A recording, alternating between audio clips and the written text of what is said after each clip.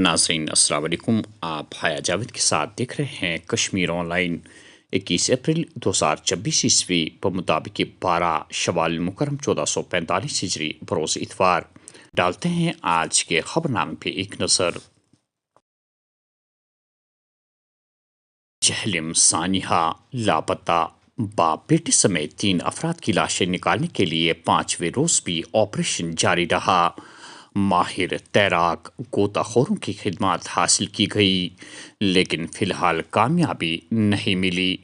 لاشوں کی بازیابی کے لیے مساجد میں خصوصی دعاؤں کا اہتمام، لواحقین کی نگاہیں جہلم کے کنارے پر۔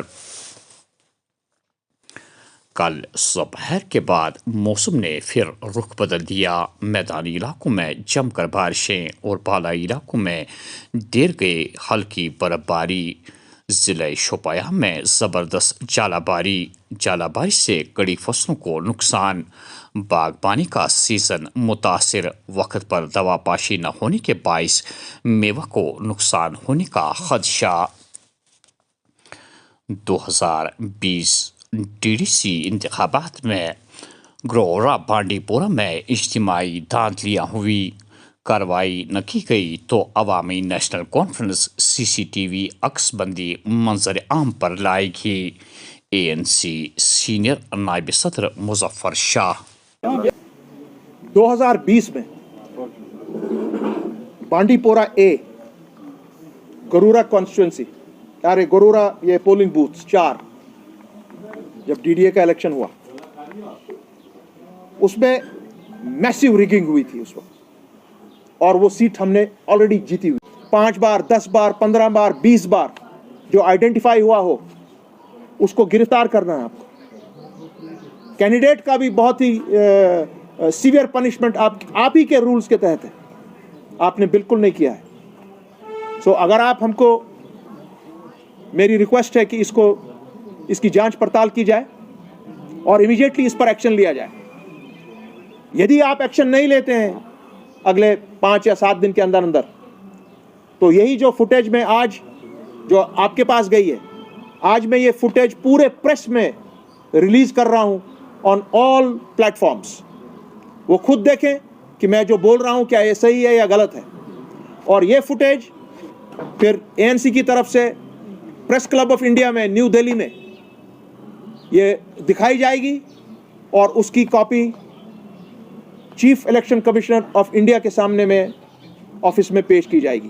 میں امید رکھوں گا اپنے یہاں کے الیکشن اتھارٹیز سے کہ وہ اس پر امیڈیٹ ایکشن لیں گے، اور میں سب پولیٹیکل پارٹیز سے جو اس وقت میدان میں ہیں ان سے بھی یہ گزارش کروں گا کہ یہ فوٹیج دیکھیں کہ ایسے بھی ہوتا ہے، سی سی ٹی وی کے باوجود بھی ڈسٹرکٹ ایڈمنسٹریشن کی مدد کو لے کر، ایس او جی کو استعمال کر لوکل ایڈمنسٹریشن کو استعمال کر پولیس کو استعمال کر کے ایسی کاروائیاں بھی ہو سکتی ہیں۔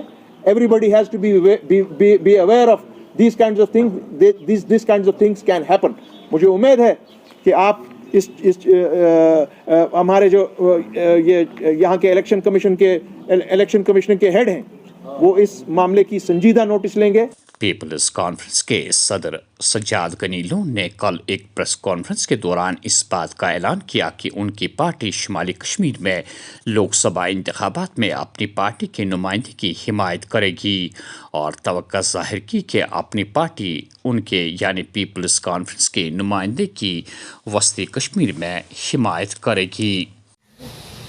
ابھی تک 10 ایم پی گئے ہیں، 96 کو چھوڑ کر 75 کے بعد لوک سبھا نارتھ کشمیر سے 10 میں سے 9 این سی کے گئے۔ تو ہم دیکھ رہے تھے کہ ایسی کیا بات۔ ایک بیگ صاحب گئے ہیں 2014 میں، ہم نے دیکھا کہ one of the main reason that N C is able to reach their is because of fragmentation. ان کا جو vote share from a high of 60-65%، جب یہ ہمارے ساتھ لڑتے تب ہم دوسرے نمبر پر آتے تھے۔ 82 کی بات ہے جب میرے فادر تھے پالیٹکس میں، تو 29%، but they still one. I will give you an indication, in 2019 4,55,000 vote پڑا ہے، 1,33,000 यानी कि 29% NC ने दिया, 3,22,000 वोट इनके खिलाफ पड़ा है, which is 71%. Yet they went there. For every 1 vote polled for them, 2.5 votes were polled against them. But that's what election is. So the reason I came here is that I've had some confabulation, is that I'm coming here to appeal to my very dear friend Mr. Altaf Bukhari that let us stop the division of votes in North Kashmir. I am through this press conference appealing to his good self that maybe it's time that they support us in North Kashmir. And as I have said earlier on, कि हम unconditionally support करेंगे बाकी जगहों पर, बिलखुसूस श्रीनगर में वो party जो हमें लगे कि चैलेंज दे सकती है, और वहाँ हमें लगता है कि वो चैलेंज दे सकते हैं. लेकिन वो that's one part of it that we intend to support them irrespective of the decision they take here. But we would make this appeal to them कि डिवीजन ऑफ वोट्स ना करें, लेट NT-NC वोट्स टुगेदर वो इकट्ठे आ जाएं, और जो mandate of people which is to send a replacement, वो dream जो है पूरा हो. तो that was the whole idea. तो इसके रिलेटेड अगर आपको कोई पूछना है, because I want the press conference today at least. I'm holding one more after some time. But आज की press conference is basically meant to seek support, appeal to Mr. Altaf Bukhari कि वो जो अपनी पार्टी है वो हम. कल फायर सर्विसेज हफ्ते के आखिरी दिन फायर सर्विसेज हेडक्वार्टर बट्टामालू में मुख्तलिफ स्कूलों से ताल्लुक़ रखने वाले बच्चों के दरमियान एक ड्राइंग मुकाबला हुआ. इसके अलावा बच्चों में आग की वारदात से बचाव और एहतियात के बारे में मुफस्सल आगाही दी गई. आखिर में ड्राइंग मुकाबले में नुमायाँ कारकर्दगी दिखाने वाले बच्चों में नकदी इनामात के अलावा मुकाबला में हिस्सा लेने वाले तमाम बच्चों में असनाद तकसीम की गई. मुल्क का मुस्तकबिल महफूज करने के लिए लोग इंतखाबात में हक़ राय दही का इस्तेमाल करने के लिए बड़ी तादाद में बाहर आएँ.